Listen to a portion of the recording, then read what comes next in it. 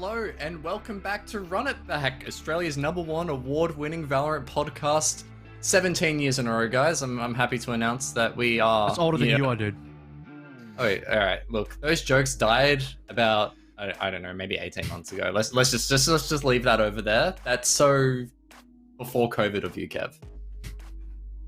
Anyways, we are back for episode 20, as it says in. Can I point in the right direction? I think I'm getting better at this camera stuff, and we are joined by Komodo. How are you going, mate?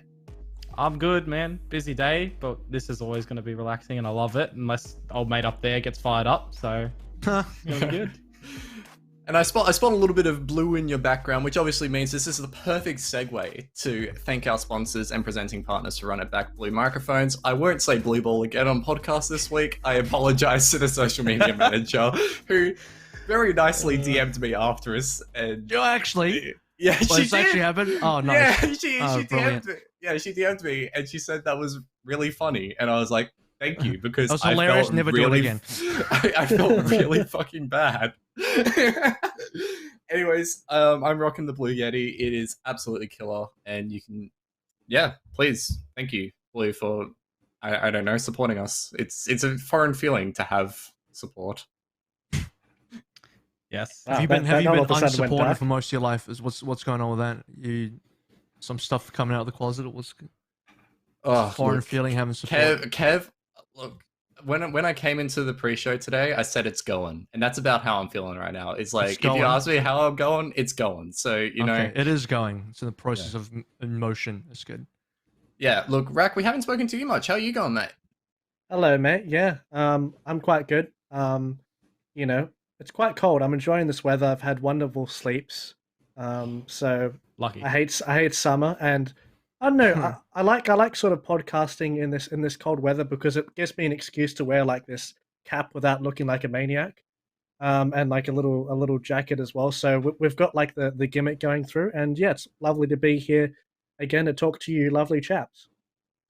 Have you ever not worn a jacket on this podcast, even like when we were recording December last year? Like, because I was going to say that about the cap. I think I've always just seen you with some sort of headwear on. Yeah, exactly. Nobody knows what's under here, mate. So just exposed brain. I've made this joke before. It's just a brain. Yeah, exactly. So yeah, we'll keep it under wraps for now. His skull can't contain it all, so he needs it to like slightly like just get it cut a little bit so that it could just freely like. You think it's a hat? It's actually a helmet, because otherwise he does have to protect the head, you know. Yeah, of course, exactly. Safety first, fellas. There's a lot of big brain strats happening up there. If that's the case, Afro might need one as well. So I don't do hats. Never do hats. That doesn't fit on my head. I got my head's too big, literally and figuratively, so it doesn't fit. Headwear doesn't really go with me at all. It doesn't agree with me. So you didn't need the surgery that Rack did to actually fit that massive brain of yours into that tiny skull. Into the tiny skull. Dude, it's like I said, it's a massive head. So there's like actually, yeah, everything about it. It's all just extra large in there. Big thoughts. Many thoughts. Yeah. I want to hear everyone's many thoughts on this podcast tonight, because there is a lot to talk about. I say that every week. Is there a lot to talk about? Who knows? You'll be here for an hour to figure out why. Anyways, Our runner show disagrees. Look, we don't need to tell the viewers that, because there is still plenty of Oceanic VALORANT happening this weekend. It is the big one when it comes down to this region, the VALORANT Oceanic Tour. Stage 1 finals are on, and there's quite a bit to digest, because what has happened, about half of what's happened before now can almost be discarded heading into this, because the big news of this week is that EXO has pulled out, or they were playing as God Squad. Obviously, Demon disbanded, which means there are 2 teams in their place, which is Straight Out of the Zoo and Over Power Strike, who didn't originally qualify.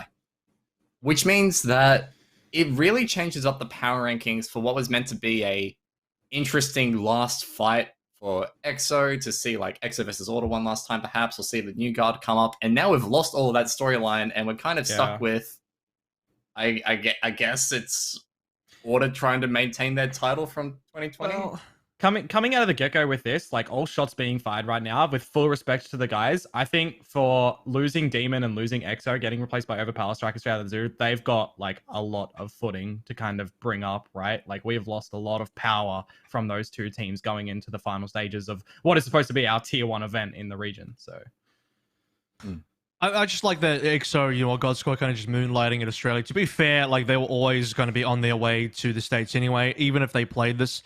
It'd be like, I almost feel like they coming in here collecting points, if they were actually playing in stage 1 finals, it'd be so irrelevant because they're not going to use the points to do anything. Yeah. They're going to go over to NA, play in NA challenges instead, and play in NA challenges stage 2. And then their entire placements in OCE just means kind of nothing. So yeah, I get it. They played in the last close qualifier for the fun of it, and they won because they were good. But ultimately, I think everyone expected that they were probably not going to end up playing in finals, and if they were, it was going to be a pointless result anyway. It was just kind of there for the bragging rights. And it's good for them to play in something because, you know, I think they were losing a lot of I want to say practice time, but outside of, I mean, like officials, a lot of time in officials. Like they haven't played officials in a long time. They had just a lot of time gone towards, you know, being out of the scene pretty much because they'd been in limbo for such a long time. So this was probably like healthy for them to at least get their feet wet again in some sort of official match before they head off. But for me, I wasn't really expecting them to really be playing in this one, knowing that they were going to NA. Second to that would have been the fact that the more surprising part is Demon. Like they were a team that is meant to be here and was a very good team that would have been challenging for a first place finish. But now it's kind of like, you know, we're kind of just minimizing the amount of teams that you would consider favorites for the entire event. Yeah, that is true, but like at the same time, right? I suppose if you are the likes of Wildcard, you are pretty happy with a lot of these events, right? So if you're ecstatic, you're loving it. Well, you know, any of the other teams would be happy with those results too, right? So if you had that sort of barrier of versing one of these really strong teams in the first sort of round, all of a sudden, you know, you're a little bit more competitive, and I'm sure your morale was up in that chance to try and go a little bit further. Of course, you know, it's still not going to be an easy task, but you know, this is a very good time for the likes of Wildcard to show us what they do have, and some of the other teams. I know over Palastrike would probably be keen to get their feet wet in the water here with a lot of the big fellas. So yeah, I mean, it is unfortunate, but you know, that is the typical OCE shuffle, and that is the typical OCE disband order coming into play, I suppose. Yeah. I think, lads, I really do want to go through these teams one by one, because there is quite a lot to talk about in each one, and we can kind of give a ranking, a kind of an expected placement for each one, because I feel like the storylines have shifted dramatically because of these exits. I, for one, am very sad that we're not getting one last Order versus EXO before EXO leaves. But I think, like, is it a blessing in disguise for Order? Maybe, but like, I really wanted to see this like new look Order, and we were chatting about this a little bit before the podcast, and I know you've got some thoughts on this, Dion. A new look Order with role swaps that enables their players has actually looked decent. Look, it's always going to be one of those things that I am going to push for, I guess, in the region of I think swap he's your roles. maybe hit his mic like he does classically on his stream. I don't know. I can't hear him. I might have hit mine. Who knows? I've hit mine. No problem. Okay. The stream heard me. You guys didn't. My apologies. Yeah, it's always one of those things where change your in-game, you know, roles before you actually change and boot players, right? If you've already got a little bit of the dynamic and the chemistry there, try to build upon it before just yeeting them on through. And I think that's one of the biggest things that we are starting to see, not only from Order, but other teams as well, you know, just trying to go in my head of those little snippet videos that we had during VOT of the teams before they went into play and everything. And I really welcome that. So if they can, you know, find a little bit of a different play style, even if it's not 100% comfortable, like if you've got someone who was really adamant on playing duelist and it's like they just have a better duelist and the only slot to fill is your sort of support or your sentinel, for instance, and yes, just labels slapped on an agent, they don't actually do what the label says, it can still be a better outcome instead of just getting a new player, right? Because that dynamic is already there. And there's always going to be the pros and cons for it, but I just always feel like it is better swapping out those roles. And to your point there for Order, I think it's definitely a new form that we need to see them in to continue on to test, because we've heard it in like the region, right? They were kind of in EXO Shadow 9 times out of 10. Now it's really time for them to step up and try to take that number 1 slot. But now they're also facing off against a much stronger wildcard, right? And that roster for wildcard is kind of scary if you think about it. Like, the firepower there is insane. I like that order where that team prior to closed one that was like, rumor had it on the verge of like imploding or something like that. They were just in a bad spot, and then all it took was them to just play it. I think like closed one was like, oh, this is the last run, this will be the last run for order, and then they'll go their separate ways after this, and then they just win it, and they're like, oh, you know what, maybe we'll just stay together then. So here we go, order's still here, and all it took for them was to win the event, beat Demon 2-0. And what was it prior to that? Was it open one? Was it the results were from order were not great? Yeah, they lost to where they dropped Crockers. Yeah, they lost to Crockers, who ended up becoming Kanga, and I think that was the matchup that kind of boomed them internally to the point where they were rumored to not potentially be sticking together for challenges for rather closed one. So I think there was a big turnaround, winning closed one, beating a team like Demon, who ironically then became the team that imploded afterwards for real. And now that, with the departure of God Squad, with Demon gone as well, I think I was quite excited at one stage because, you could imagine a sort of region where, okay, maybe God Squad isn't going to be playing in finals, but if you had Demon, Wildcard, and Order, you had 3 strong teams that it could go either way. I still think there's still like 2 in there. You assume Order and Wildcard are going to be the finalists here. You assume they're both the best teams, and you assume they'll be neck and neck, and that's kind of what you hope. Because otherwise, if Wildcard aren't going to live up to the hype, then it's going to be another order sweep, isn't it? Yeah. Well, I mean that game against Kanga was like, I think the first, or maybe like the turning point in them, and not just like they were still figuring out their role swaps, and they were just turning the dynamic, and then as it came around into that closed qualifier a week later, it looked like something had obviously clicked in that gap for them to actually like just turn up the heat and blitz everyone. I'm just going to preface this by saying I didn't watch much of closed qualifier 1, but I did watch open qualifier 1. So that's why I saw like the weaker version of Order, but they've obviously come out strong.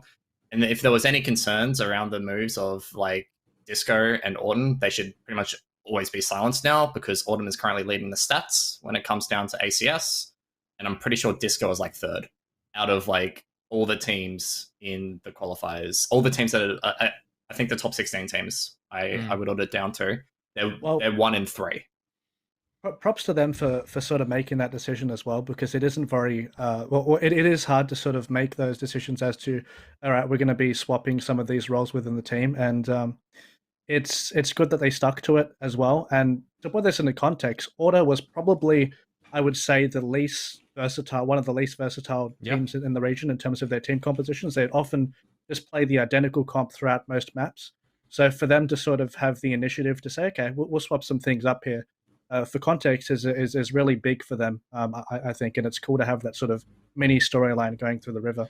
You look at a wildcard for that as well, right? You look at all their different maps. They play different agent roles completely through them. Like, for just instance, RDW, Sage to Phoenix, and it's just completely different. And I love that, it's not just, changing out the playstyles to catch other teams off guard. It's filtering out those roles, so there's just a sense of more power and more flexibility in case they want to take it a different direction as well. And I love that. Yeah, and I think I'm looking back towards First Strike, like Order, like I'm pretty sure they only played like 6 unique agents, and the only time they really swapped was on Split because they didn't want to play Silver on Split. And I was like, but you look at their series now on, I guess, like recent series, they're playing like 10 or 11 unique agents across the 5 players. Like, yeah, some of those agents are double up, but it's different players on different agents nevertheless. And that's a whole lot more comp diversity across a map pool, which makes them a team that might be a little bit harder to prep for, but also makes them a little bit more exciting in terms of how deep they can go in their strat book. Because, like you say, if you bring a Silver on Split, you're literally just inting. That's just one thing. They didn't do that. They didn't go as far as doing that, even though Dick Stacey loves his Silver. Well, but you go. We see that in Korea though, right? They still bring out the Sova and everything. It's just like a little bit of the different play styles. And I think that when it comes to and Kev, you might have some more insight into this, covering a lot of the NA stuff.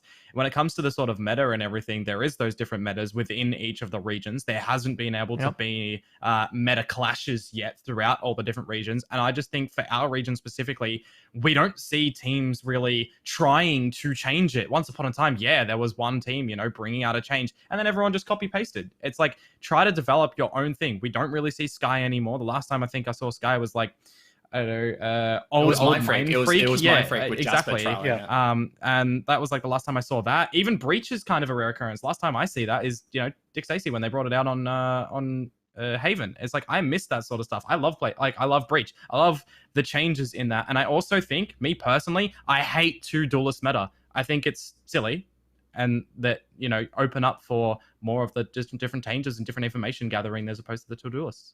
You're like probably correct in the overarching scheme of things, but what that requires is better teamwork and better fundamentals. And that I'm not gonna lie, OCE doesn't have that. OCE should be playing double duelist 100%. Like, if it was up to me, if OCE wants to win, they need to be playing a duelist heavy meta. They need to be looking towards NA for more influence and stay away from the heavy team shit, because you're not good at that. I'm just gonna be straight about it. Not very good. And that comes. I think like that's applicable to most of the teams. Like, I agree with that. I think the only team that can run that strat heavy stuff is the current wildcard roster. I'm pretty sure. Yeah, I was going to say that as well. And I think one of the biggest things as well is some teams, they just need to. I feel, and I want for the region to be able to develop, of course, right? But I just feel like some teams need to say, okay, we're going to change it up and we're going to try and find our own thing instead of copying and pasting something. But also that you do mention the team dynamic. It is, in my opinion, a little bit hard for the teams in our region, because when they play in scrims, they are running it down mid, or they're not taking scrims completely seriously. And you've got teams that are blacklisting other top teams from scrims. It's like, I get it. We're a smaller region with the number of teams, but it's also like, who you got to scrim if you blacklist everybody? It's like like 5 teams. Like, who you got to scrim? Exactly, that's what I mean, right? Like, teams just have to go out there and try new things. Let me just speak to this. Like, yeah, look, there's like honestly, most of the OC teams are pug teams. Let's just straight about. I mean, Crunchy, yeah, he said it. I'll repeat it. I don't care. And I love it's great. What the point about that is, look, if you're a pug team, you're going to benefit from more duelist play. You're going to benefit heavily from duelist play, because you want to settle a system where your individuals can kind of pop off. You need a sort of composition where your team has the greatest chance of having these individual moments kind of carry you through. The greatest sort of, I think, mishandling of the OS meta is you see like every team copy EXO or copy God Squad and run this Viper on Icebox, but like no one knows how to use this. And I would even, dude, NA don't even play Viper on Icebox anymore. Why the hell is OS playing Viper on Icebox? Like, you guys don't know what you're doing. Like, this is crazy. And every team is like, they're in their brains. It's like, oh, well, the team that's winning is doing this. We're just going to copy it. Teams in this region don't think about what works for us, what's actually good for us, what's good for our playstyle. They're trying to ham fist a bunch of stuff that doesn't actually work for them. It's not good for their style. Like, you guys, look, if you're a pug team, just embrace that. Run a double duelist comp and get your players in. Just run your Rainers, run your Jets in and play that style, because that will actually work for you. That's how you're going to get wins. And right now it's about doing that. Like, and you can slowly learn your fundamentals, but when like no teams have coaches and no teams know how to do fundamentals and no teams know how to like actually, you know, improve team play to a point where running breaches and skies make sense. Trying to force stuff like Vipers into your comps is the most brain dead thing I've seen here. This is almost like, I'm gonna get to you in a second, Rack. This is almost like why I like Wildcard, but I'm only just gonna single out RDW here, because when I think of RDW, I always think back to the Pants Down days. And the Pants Down days, they always had their own style of play. They always did, and they always pushed for what worked for them. And even though the meta changed, but we always saw Pants Down just play what was strong to them. They brought back the Sage. They kept running the Sage for as long as they possibly could, because it worked for them. And we saw with the amount of times that they managed to make it work with Super on Ascent, that it was still a decent pick. And now you've got every team picking it up now again. The Sage is becoming meta again. But this is why I think a team like Wildcard can afford to be a little bit more experimental in their team comps. And it has been proven to work somewhat. The only series that didn't really work was the series against Order. I look at Wildcard, and I'll throw this over to you in a sec, Rack, as well. I feel like very capable duelist team. Anyone can pick up the mantle of pretty much anything because they've changed it up time and time again within their ranks, right? They can be extremely flexible. And you look at other teams, you don't really see that too much. Yeah, I mean, the Viper example for me is the best example you can make in terms of like an identity and trying to play to your own strengths, because realistically, if you're trying to play catch up, you'll never win. And for me, I feel like Viper, and I've created like my own sort of label for these types of agents within the game. I class her as a component agent, where like as an individual agent, in my opinion, I don't think she's the strongest, but she couples with specific things in order to enable her as a character. And if you're just trying to copy randomly without any context and analyze like why they're picking Viper in this scenario, the timings of when she's using her abilities, like just looking at it, in my opinion, for most instances with a lot of agents, it's not easy information to dissect with just an eye test level. OS is the region that suffers the most from an identity problem. Like, no, there's no identity. Everyone's a sheep, and everyone just looks at each other like, "Oh, what are you doing? Oh, we'll do that too." And everyone else is like, "Oh, I'll do that too." Then, like, "Oh, well, I don't know what I'm doing, but I guess you can. I'm gonna copy that guy that doesn't." It's like it's a lot of blind leading the blind here. It's just like 3 blind mice, except it's like all of them. It's just a bunch of blind mice in this region. Everyone's just copying each other into bullshit. Like, none of you know what you're doing. You're all just copying each other. Like, figure it out. Like, play what's good for you. Like, actually start thinking about what is good on your team. What kind of plays do you have in your team? What kind of style works for your team? And work on that. Like, this is how you develop a real meta that becomes something winning instead of everyone copying each other on Viper. Like, you have people that don't play Viper. Like, you're forcing people who are not even comfortable in this pick to try and like get this Viper rolling. It's like, it's so stupid. Like, and that's only one example. I'm seeing Brim being played heavily in OS as well. Like, why are you doing that? Like, you got people that don't even want to be playing Brim being forced onto it, and the reason is like, oh, because that team's playing it, so we'll play it too. Like, that's the real, that's the reason. These people on Brim don't want to play Brim. These people on Viper don't want to play Viper. They're on there because some dickhead on the team's like, oh, copy EXO. Oh, copy Order. That's the real reason. Yeah, Brim is the number one. Dumbest fucking thing you can possibly do in this region. Brim is the number one thing of like, if you play Brim in OS, 90% of the time, you are just a tier 3 sub to Crunchy. That's literally the only reason why you play Brimstone for a lot of OCE teams, because it is so prevalent. Like, I say this as a Brimstone player at heart. I play Brim a lot of these teams don't know how that agent works, and they just play it because Crunchy likes it. Like, that's the number one thing. Like, it's just, oh god, it actually blows my mind. And it's like, it's why I hope teams do actually find these strats that work for them, because we're really missing a team like Mind Freak, who were experimenting last year in First Strike with Jasper on Sky, and we're missing the teams like Pants Down, like we mentioned earlier. And if teams, and I guess Wildcard's now doing that a little bit, but there's definitely potential for these teams to like just find something that works. If it's triple duelist, if it's 4 duelist, if it's it's just like, it's just whatever. I think, honestly, I think a lot of teams are just scared to branch out because they've found a copy paste that is kind of, I guess, proven that they can just run with, and they don't, whether it be for time, whether it be for income, like money put behind it, they just take those angels. They just want to fight on the duelists and everything. We see it all the time. And I think one of the biggest things that might be a little bit of a wake-up call coming through is going to be Astra, right? I've already got the murmurs. I've already seen some rumblings of teams looking to already adopt Astra into their line, where you don't really see it run in ranked. And ranked is another fiesta, that's for sure. But it's like, you know, Astra could be quite interesting. I feel like, though, for what her kit is she really a primary smoking agent? No. Exactly. So what do you replace for Astra? That's the big thing. Yeah, I was gonna say. Yep. I want to talk about a few more of the Puggy teams, because there is one Puggy team. Bearing in mind, now you guys are the ones saying Puggy team. now you guys are the ones like, hey, let's get into the Puggy teams now. Like, we've been talking about the Puggy teams a little bit, but I want to like focus a little bit on one that I've really had my eyes on recently, and it's Direwolves, because Direwolves, I feel like, are going to struggle. They haven't looked the same without Ninim. Shock horror, they lost Ninim, shit went up. No one saw that coming. But I really want to highlight Yakuza, because he is a top 10 ranked player. He's really, really clean with it, but this Direwolves team is still trying to find their identity. And as we've just spoken about, they're trying to force something that doesn't work. Obviously, they had to roll swap because they lost Ninim on Jet.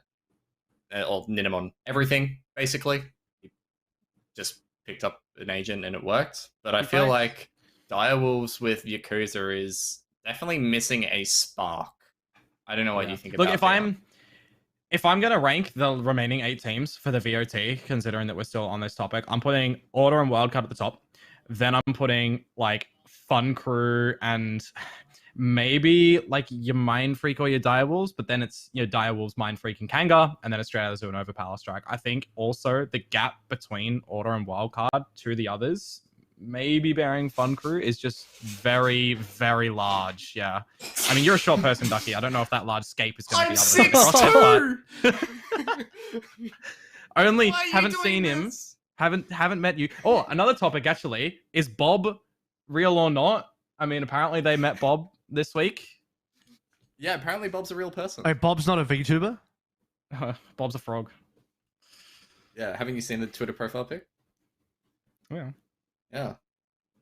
He's also like what? He was like an 80s car at one point as well. I can't remember what exactly. KFC Zinger Box? Yeah, he had a million things that he was in his bio at one point.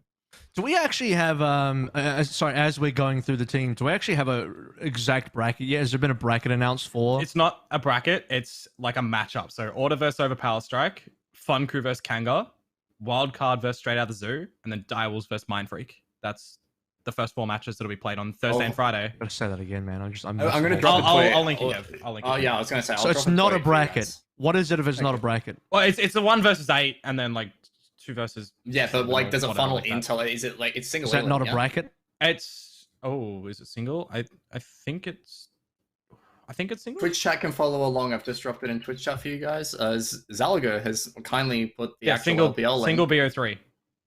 Yeah, so it's. Oh my god, that is. Yeah, so this is the quarterfinal. This is the quarterfinals, is it not? Yeah, it is. Yeah. And so then a semi-final happens after this, correct? Yep, and then your 3rd place bronze and your grand final. Yeah. So a bracket. Okay, we got there. A bracket. Yeah. Dude, the amount of stuff that's happened with this, like, you know, the bloody teams dropping out and the what do you call it, the last chance, and then another team dropping out. It's just doing my head in right now. I'm not gonna lie. Wait. Crap. Yeah. There he is. We got big broadcast improvements this week, guys. Big broadcast improvement. That's an upgrade, fellas. Taking a look at this bracket though, it's gonna be a bloodbath. Like, it's not gonna be pretty. Why? Because over Power Strike are gonna get murdered and so straight out the zoo. Is that why it's a bloodbath? No, all the teams are gonna get murdered by Order and Wildcard, and then the actual gameplay is gonna happen on Sunday. My biggest thing right now for this is I don't know. I haven't seen anywhere or done the research because there's got to be 8 teams going into the final thingy over near October or whatever it is, right? With 2 teams going internationally. How many of the teams from this one qualify, or is it just completely based off points and they go again in stage 2? I don't really know that because I'm just thinking if they have a qualification, I think it's just points. I'm pretty sure it is those points, so they can go again in stage 2, right? Yeah. So then my thing the whole point, is over the next few months till October, how many of these teams are still going to be together? How do the points transfer over? Like, yeah, if you have a new team, like, where do the points go? Do the points stay with yours? Does the points stay with the core of a roster? What is the core of a roster, you know? This is like, this is like really hard hypotheticals to draw on though, because like, of course, there's like a lot of talent that's like not quite. I mean, like, number one, where the hell are Demons players going? Like, you know, there's like a few players on Demon that are still kicking around. Some of them have retired, but like there's still a few kicking around. And where the hell are they going to go? How is that going to affect points? Like, I can see like feasibly 4 of these teams sticking together by the time. Oh, you never know. Does everyone get points? Exactly. But you never know. I think it's a 4 max. I think it's like a 4 max. Oh, everyone gets points. Everyone does get individual points of the team. It'd be interesting if I think it should be. I think it should be individual for the place. I think each player should get points. That could be interesting. So that if you do remake a roster, you can remake it based on. But then you would get this like really whack thing where like what you would do at the end of the year was like, oh, okay, who's got point, and then you just put the 5 people with the most points together. It's like, oh, now we got the most points, right? Yeah. That's the strat at the end. So maybe that's not good, but yeah, I don't know. Don't do that. It'll be interesting to see. I can see like a team like. For as much as like we were memeing about them at the start of this year, a team like Order sticking together, surprisingly, now that they've finally found some form. Hopefully they can keep it going for 12 months. Dude. But Who knows? Honestly, with this talk, I feel like if they like shit the bed in stage 2, like, you know, it's just a coin flip as to whether Dick Stacy finally goes back to CS:GO or not, or like, I don't know, retires to become a Tarkov streamer. Who knows? And then you've got like Wildcard, who I'm like 95% sure will stick together as a 5. I hope they do. With like maybe a couple of changes here and there, but like I'm 95% sure that core is going to stick together. I think a team like Fun Crew is going to stick together because I don't know what they put in the water over at Fun Crew, but somehow it always just consistently works for them. I can see a team like Mindfreak also sticking together, but I'm really not sure about this new Direwolves. See, I feel like Mindfreak's an interesting one, right? Because we've seen in the past the shuffles from all of these players from different teams, different rosters, different orgs, just kind of swapping and trading and everything. And now it kind of feels like there is a little bit of stability. But I don't know if I'm personally like 100% sold on the Mindfreak roster. I still think that they've got a lot to prove, and I think this weekend is going to be a stepping stone on that path. But I mean, I think the Direwolves match, if you look at that match, I feel like that's a pretty even matchup, but it's not a high matchup, if you get what I'm saying. That's probably be one of the better matchups for them coming Yeah. into this, right? Yeah. Yeah. I think it's also like a really good basis for what we think of what's going to happen in the middle of the pack is these Kanga, Fun Crew, Direwolves, Mindfreak games is because they're the 3 to 6 teams that are basically going to be locked 3 to 6 for most of the stages unless a new team gets made with some of the free agents that are around. But like, that's really going to set the tone for not necessarily who might be going over to NA, but who will be definitely contesting Order and Wildcard at this point in time for those spots as potential like surprise second places, as well as dictating how the middle of the Oceanic scene looks like and whether like there are some stable teams in the future. Because like I feel like these 6 teams that we've just listed outside of over Power Strike and straight out of the zoo are basically, if they stick together, locked for stages 2 and 3. Like they're going to make it through. How far they get into each of those brackets, who knows?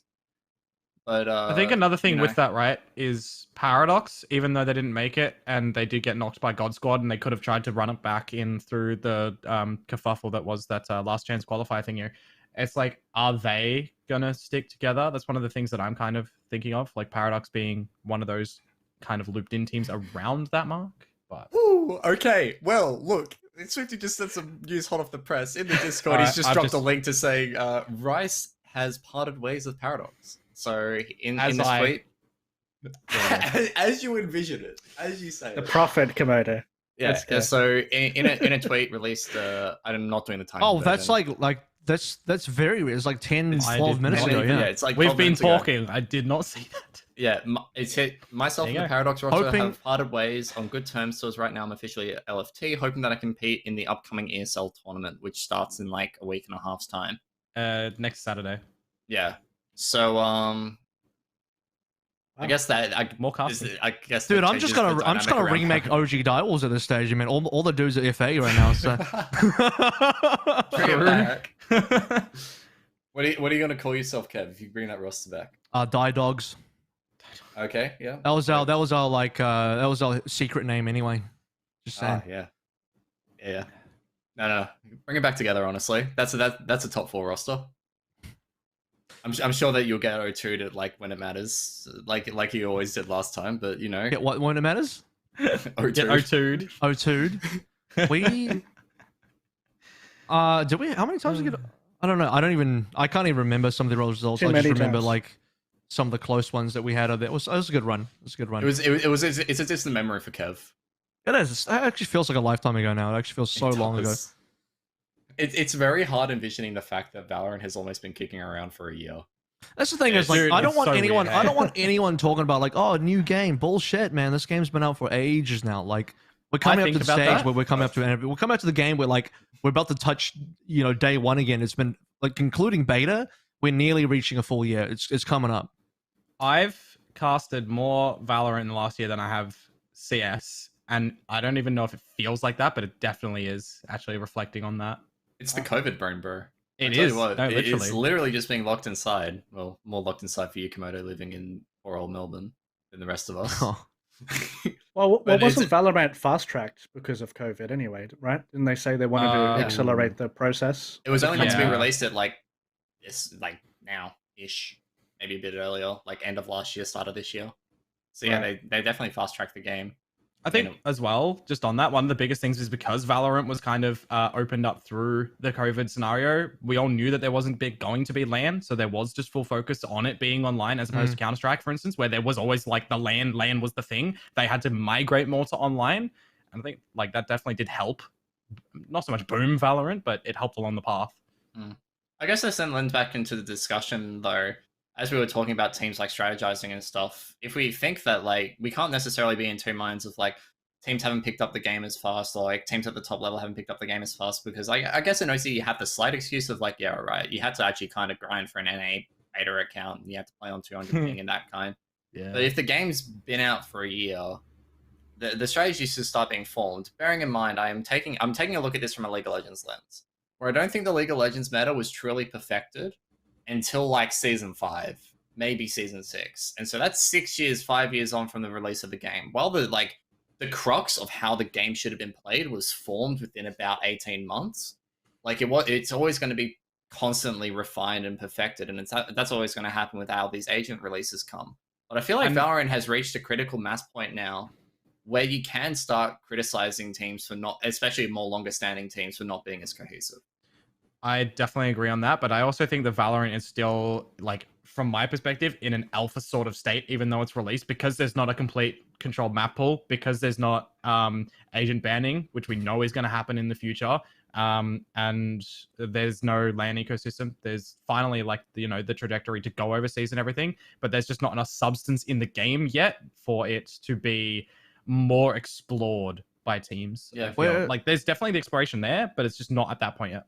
We're coming up to I think maybe like an esports renaissance in the next year, and Valorant will be a big part of that, especially because Valorant hasn't had any LANs yet. But beyond that as well, like there's not, especially in OCE. Look, maybe. So if you're listening, there is a very cool event happening August 21 and 22nd in Melbourne. You might have heard of it. It's called the Melbourne Esports Open.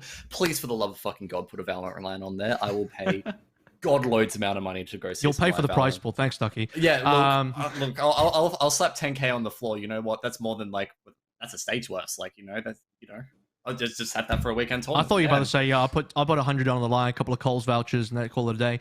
No, bro, I say $10,000. About 90% of that's bankrolled by Swifty. So like, I'll chuck some blue mics on there. It's the snow. It's the mad shit, right? It's the Snowball Snowball Oceanic Championship. It's a Snowball like OCE boom right there. The genius. Might as well just host worlds here. So I think we still got. I think especially in OCE, like we just haven't had, like we've been so locked out of the system.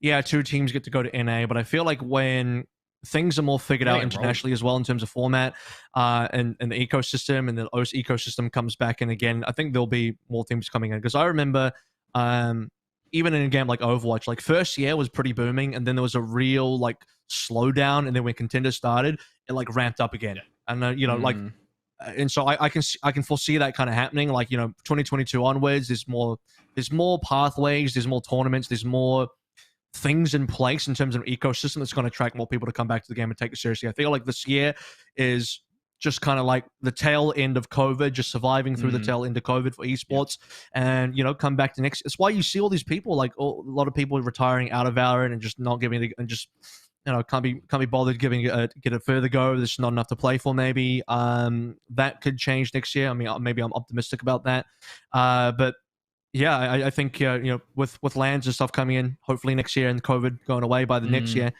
everything should be on the up.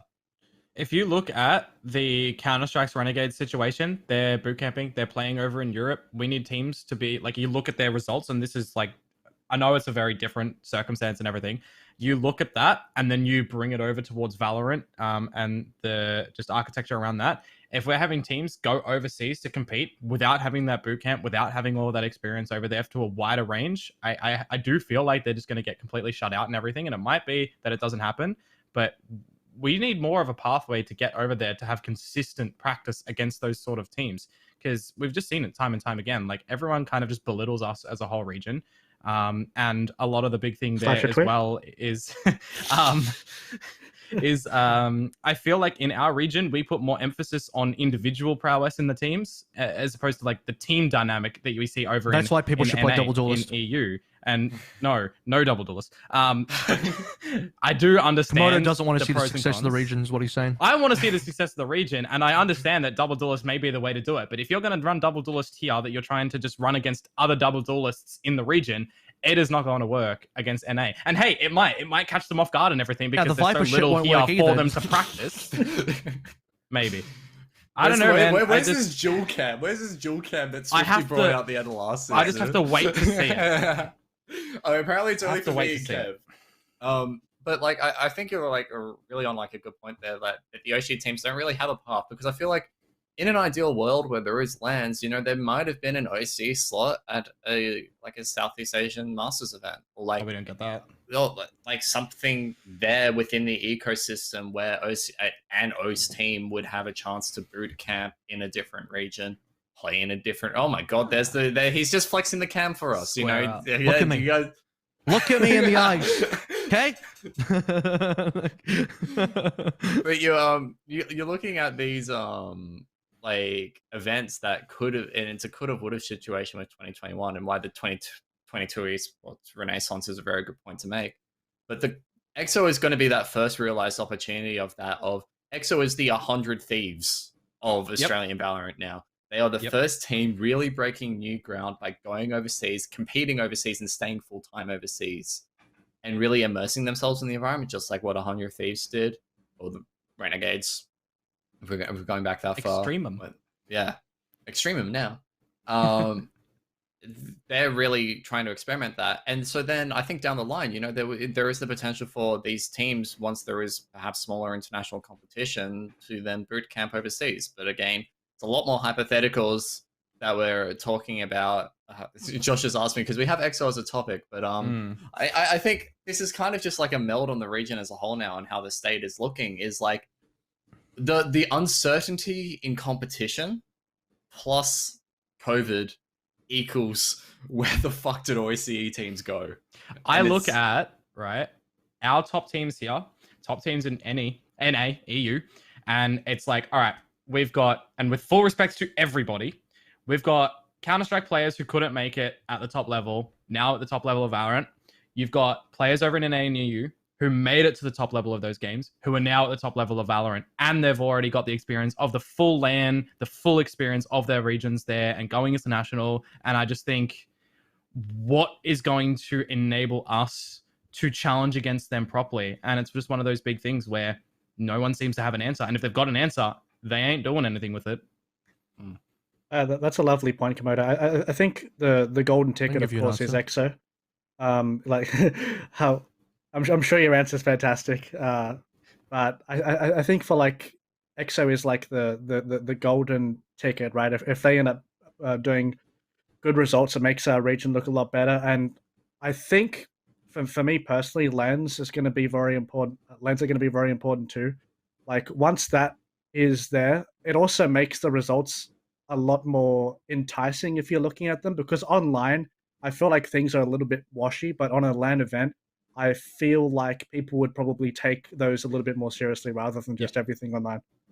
Look, before we get into Kev here, because he's holding that mic, like he's ready. He's waiting for the buzz. Nothing it's just reality. He's macking that buzz. And it's not double duelist either, just in case you're thinking it is. Yeah. Nothing revs Kev more on this podcast than bringing up EXO to NA. Literally nothing revs them up more. The prospect of talking about EXO Clan getting rolled in NA. Just That's anything not what it is NA. either. That's not what it is anymore. I wasn't going to say anything about that. He's about to get that 5-minute Twitter clip tweeted out again. Like, you know, Josh is like saving the VOD timestamp. I'm friends with EXO. Why are you guys trying to build this weird narrative? Like, what are you talking about? I got mates on that team. Like, what are you guys talking about? I got the perfect overlay for it too. Like, we got Is it a clown hat? Head-to-head. I want to see, guys. No, you got to mirror the other one to look at me. So I got to look at myself. Oh, true. So you haven't done it correctly. Let me work on that. Yeah, I'll do it next time. Yeah. Yeah, speak your mind, Kev. Speak your mind. The chat wants some enthusiasm. Can I just confirm? So what you were saying earlier, Komodo, about the different regions and like what could OCE be doing differently to catch up? Is that roughly what it was about? Just like I mean, look, let's roll with that and see what you have to say on that topic. No, I'm trying to confirm. I'm trying to confirm if that was what you were talking about. Well, it's just always been the case in any competitive game that we've seen in the past, right? OCE is generally below the rest of the world. Okay, cool. So the answer to that is we need a larger player population. So, everyone needs to have like 5 kids, and then a couple generations down, we're going to have a big enough population to fill the servers. So then we're going to have more players. I don't know about you. I've got 5 siblings, so we've got that covered here. I wasn't talking about. I was talking about there we go. 5 times doing 5, his job. 25. All you guys. You literally need a larger player population. That's a fundamental. Like, if we're gonna get into that topic, it's a massive deal, because if you don't have the player population to support, how are you supposed to get more competition? Like, we don't have enough teams. You need to be. You want to look at NA and stuff. They have so many players, so many teams, like all these tournaments just filled to the brim with teams. They have so many quality players coming through because their player population server size is massive. Here, you can't even get, I don't know, maybe the Radiant players can tell me, how many full Radiant lobbies can you actually get on OC? How common is it to get a full Radiant lobby? See what I mean? You go to NA, you can definitely get full Radiant lobbies. Here, it's you just don't even get them. There's not enough player population. Think about the bell curve as well. Okay, you got most players sitting somewhere in plat, maybe gold, whatever. Which means if you have a low player population as it is, you're gonna have even less good Immortal Radiant players, because for every single region that exists, only 1% of players, Radiant's only top 500. But the amount of quality you get in that top 500 is massively increased if you just have way more people playing all together. We just don't have that in OC. That's the number one problem that's always going to be here. So what is the short workaround? And if you can't just straight up inflate your population to double its size or more, then the other thing you're going to have to do is build that super team, because we've had some good runs in the past. We've had the Atletico GLL come second. We've had Chiefs Rocket League. We have CS. We've had good results in CS. We've come close to majors with Renegades and stuff like that. Rainbow Six. The only way you can Fnatic get and anywhere 6. close to that kind of result is you need to build these super teams. What you need to do is take the 5 best players, or however many people in the game we're talking about. For Valorant, it's going to be 5. CS, it's 5, and you need to ship them off to another place like NA. So it's like the 100 Thieves, and you take the very 5 best players, and they get to play in NA, and then they'll actually become good, and they can be part of that system instead. But that is just exporting out. That still doesn't improve OCE at home, but that at least allows our best players to do something about it. That doesn't really fix the problem back here, though. Here's the part about EXO that I'm going to be talking about. EXO bringing 5 players over, I think down the line, my speculation is, and maybe they're not going to be, hugely fans of what I'm about to say here, but I don't know that all 5 of them are going to make it there. I think a few of them probably will, for sure. I think what's going to happen down the line, by the end of the year, it wouldn't surprise me if the God Squad team that's currently NA end up being split apart a little bit, and possibly you could see something like the best player out of that team go to a good NA org. Maybe someone is just extremely good from God Squad, and they get picked up by like a good NA org with full NA teams, and they're like, yeah, we'll buy that contract. It could be that God Squad roster rebuild a little bit, and they add 2 NA players with 3 OS players, and they make some sort of really good team that way. Because at the end of the day, unless you took the absolute 5 best individual talents over to NA, or the 5 talents that are on EXO right now, on God Squad right now, have the capability and the real potential, the actual potential to make it to, much higher degrees of success, it's just not going to happen. You even look at 100 Thieves, right? You have the situation where eventually they start breaking up. JKS goes to Complexity, and they end up having to get other players, and they already had a Norwegian guy anyway, Jakem. So it's you're going to just have the sort of situation where it's more like, let's say, the Overwatch League, where it's individually very good Australian or OCE players that end up on these international teams rather than a full Australian squad, because that sounds like the pipe dream, but it's very difficult to achieve. I think the one thing that kind of detracts from that comment, though, and I think it's a fair and reasonable argument to make, but you can't really use 100 Thieves / Renegades as a comparison there, because that squad took 2.5 years to actually make a roster change. They were together on 100 Thieves, on Renegades, on whatever roster you wanted to call them. They were together for so long until they split apart. When they split apart, they literally only made one roster change at the end of the day. They minus JKS plus Bentet. That roster has stuck together practically untouched for the last 3 years. And so, there is the potential and I agree with Kev here that like it's unlikely, but there is still the potential that EXO could just say no. We are going to stick as 5, and whether that means they get cut by Sonics like within a year, within 6 months, or whether that means like what happens to them. But it's not necessarily unheard of for an OCE team to go international with the same roster over and over again. Like, I mean, we're looking at Fnatic that had kept their roster together for so long, only made a couple of adjustments by adding subs in even, who they ended up dropping. Like, you look at them adding Specker, you look at them, you know, having to replace Rizraz and now Aces. And, like, this is the first real, I guess, in Siege, like, Fnatic are making their first major changes on that roster for quite some time, outside of just a player here and there as one retires. You saw that in Chiefs Rocket League, where that core stuck together pretty strongly for 18 months and was very successful overseas. And 100 Thieves CSGO, if they stuck together as a core for as long as they did, basically 2.5 years, and they peaked number 2 in the world, I'm pretty sure, in HLTV rankings at one point. They were consistently top 10. There is nothing necessarily stopping EXOClan from perhaps reaching that. Yeah. Whether they actually do is another thing. Whether these are the best 5 players for the job, that's another thing. It plays down to the experience. But I tend to agree with the fact that EXOClan will do okay. They do have the potential to be a tier 1 or a tier 1.5 team in NA Valorant.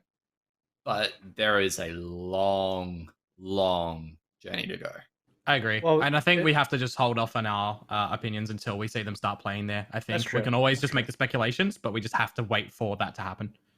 It just feels like there's just a bunch of factors coupling into this oceanic problem. I mean, one thing that we need to talk about too is the geographic location of where Australia is. So we have to physically make a long distance boot camp towards a country that is better at us than the game.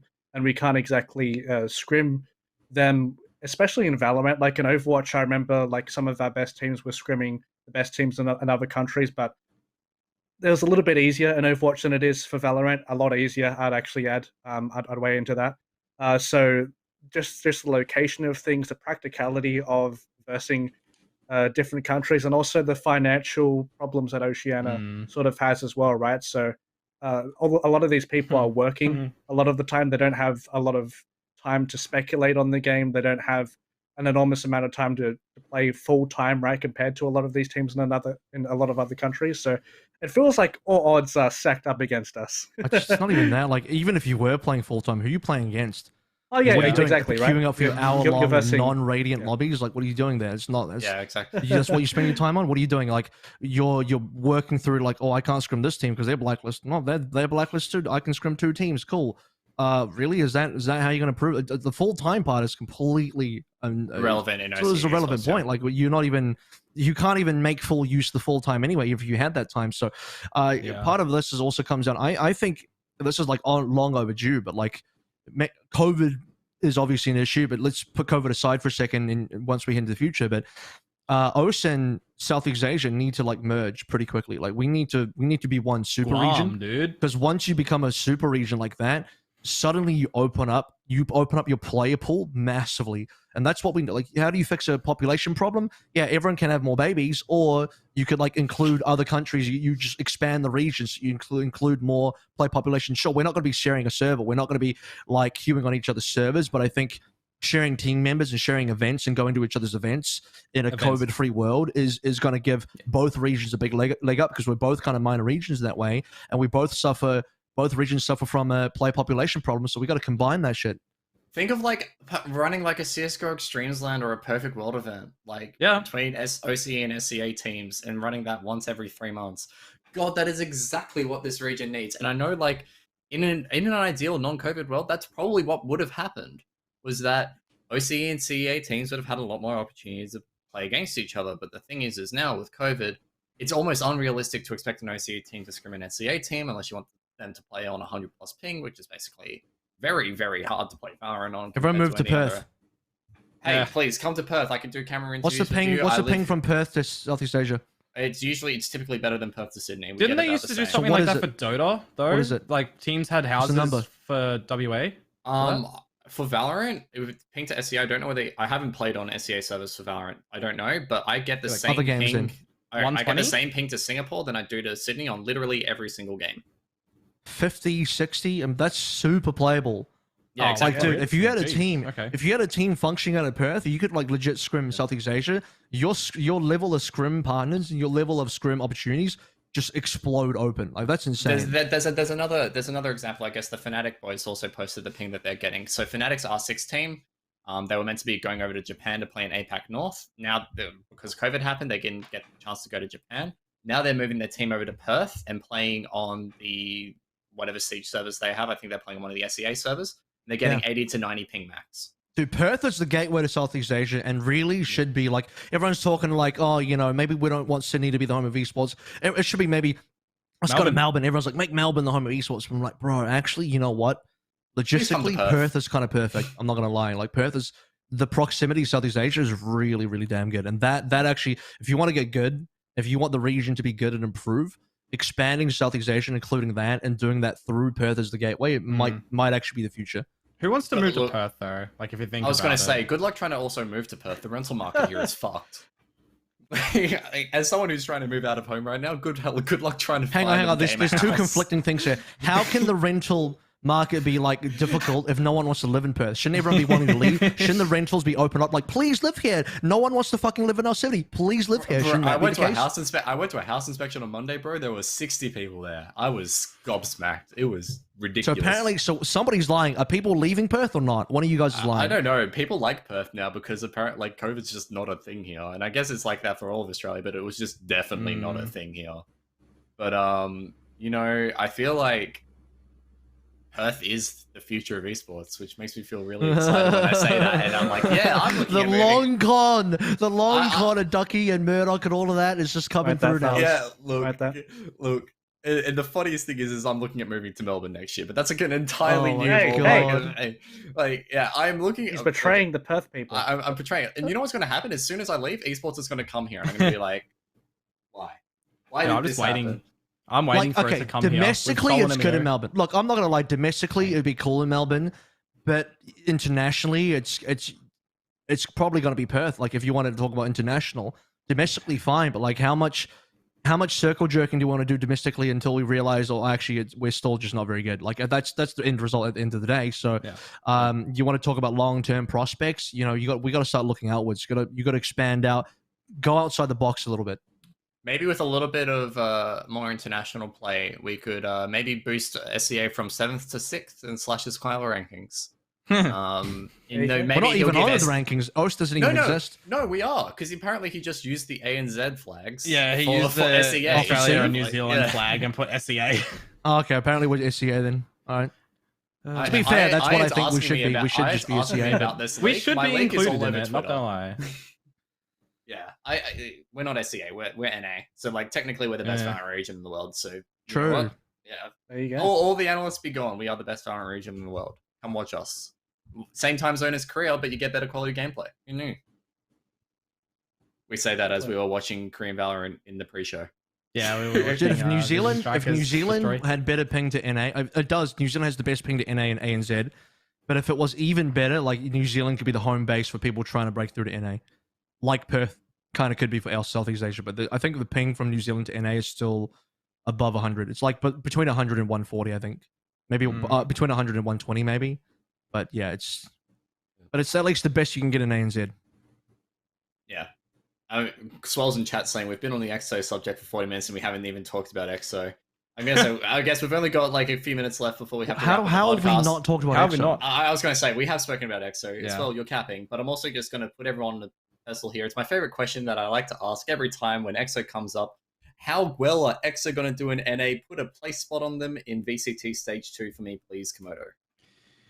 Crap. Are they even going to place? I think that's the biggest thing for me right now, right? I love the boys, don't get me wrong, but I just feel the substance level that they have there going on the back of teams that have gone overseas for Counter-Strike and stuff like that. If it's going to follow in Pursuit, which I hope it doesn't, I really hope that they're going to be able to just completely run it through and prove that they've got the worth and they've got what it takes to get there and just destroy. I think we have to wait on that. And honestly, if I'm thinking about it just from that previous history and experience with the Counter-Strike scene, I don't know if they're going to make it, dude. I mean, placement can be as simple as saying like top 64. And like my ultimate realistic expectation, for them first bat out is like I'd be happy with them with the top 32. I was gonna say top 32, yeah, they would be pretty disappointed in that, but I feel like that's almost like a realistic expectation first time out. Rack, what do you think? Yeah, that sounds fair. I think top 32. If they, I mean that would be a good result in my opinion. As you said, I don't think they'd be very happy with that result. They're very bunch of proud players, and they would certainly strive for excellence, which is a good thing for them. And I'm glad that they're confident in their abilities. But I don't think they're going to be doing too well, and perhaps they may get a little bit of a wake up call and then amp it up from there and do better in the future. I think if we look at it as a whole, first event, take it for what it is. It's a grace period. Second one, try to get that top 16. And I think that will be the progress that they will want to see and strive for. Kev? I want it to be known right now that top 32 includes, so for example, top 32 had teams like 100 Thieves losing in top 30. Technically, they made it. Let me bring up teams that didn't make top 32. Maybe that's a better way to go. There's a lot of teams that didn't make top 32. Ironically, there's a team called Demon Time in NA. So we have a demon here. We did have a demon here. So there's Slimy Boogerman, who are actually an up and coming team. Elysium, which is a tier 2 team. United, Elevate, Sakura Storm, which Trill's on. Evil Geniuses. These are teams that did not make top 32 in previous events. Sedated as well. And so I think to make top 32 in NA, realistically speaking now, you would have to be like a mainstay within tier 2 NA. And tier 2 NA is also pretty damn competitive. Like there's some real frags, some real solid talents there. Plenty of teams that were in tier 2 NA ended up making tier 1 NA, or ended up being close to tier 1 NA at least. So tier 2 NA is super competitive. I would say like tier 2 NA is where you wish tier 1 OCE was right now, because tier 2 NA is really, really, really close. And would EXO make tier 2 NA? I mean, they should be within there if they're reasonable as a team. That they should definitely be in there. But beyond 32 would be a good mark to make. 32 would be pretty decent, I think, for a first outing in Challenges 4 Stage 2. Would they make 16? I think 16 might be where you have to kind of cut things off. 16 gets really hard. Think about the fact that 100 Thieves failed to make 16 on their first try. Yeah, you can say that Nitro wasn't there, but still, once you start looking at which teams didn't make it top, like Stignitas didn't make top 16, it gets very competitive. Complexity don't make top 16. This Rise, Cloud9, Y, Big Frames, Ghost Gaming, Serenity, it's Space Station. Now you're talking about very competitive teams. So I think 32 would be a very good goal for EXO to start with. Unfortunately, the Masters format with Iceland for Stage 2 really screws them, because previously, if EXO wanted to make Masters, and getting top 8 NA is like a very up there kind of goal. Let's forget being number 1 in NA. Just that's not a realistic goal. But getting top 8 NA would be like a very long-term, possibly realistic goal if all the planets and stars are aligned. But now that's not even possible for something like Masters, because with Masters being fully international going to Iceland, you have to be like top 3 NA or something to get there. So now I think the realistic goal for EXO going to NA for both Stage 2 and Stage 3 would be to just try and make those events. Just you'd have to be, I think top 8 gets you into the main events for these. And that's hard enough, but maybe down the line, one of these challenges, one of the last 6 challenges events still remaining for the year, if EXO can get into top 8 of one of those, that would already, to me, be success for the roster. Yep. And with that, we're going to wrap up the podcast tonight, guys. Thank you so much for joining us, Komodo, for our special guest. Any last words that you would like to say to the Oceanic VALORANT community? Thank you for supporting me through my casting. You guys have been amazing. I just want to put that out there as well. Thank you for keeping me spirits up in that, and continue to provide good games for me. I love to see all the competitiveness, and keep going. Scott didn't even plug the match starting tomorrow. Can you believe that? I'm casting 3 out of the next 4 days. All right, let's go. Also, apparently you are the only real Valorant caster anyway, so you're the by default the caster we got to support. Yeah, PogChamp, man. Let's go. Yeah. Have you casted more than 80% of the Valorant events in OS? If not, you are not a real Valorant I think caster. the only one that I haven't done, actually, thinking about it, is the actual first strike event from Fortress, because I did the Rise of Valor, and the Summer Cup that I've just handballed over to Tony for this season. Yeah. So, yeah. Anyway, Sorry, Josh has just whispered in my ear. No. I won't bring this up. Josh has just whispered in my ear that the fact that both Fortress events last year were called Rise of Valor, which is still the worst thing ever. And what a way to end the podcast on one of the worst things that has happened to this region. Anyways, thank you so much for watching. We'll be back next Wednesday with even more Valorant action and maybe something to digest. BOT. Go and support the boys. The games start tomorrow, I think at like 5 p.m. AEDT. Komodo can correct me on that over on the LPL accounts. More Twitter on LPL_play on Twitter. And for now, we'll see you next week.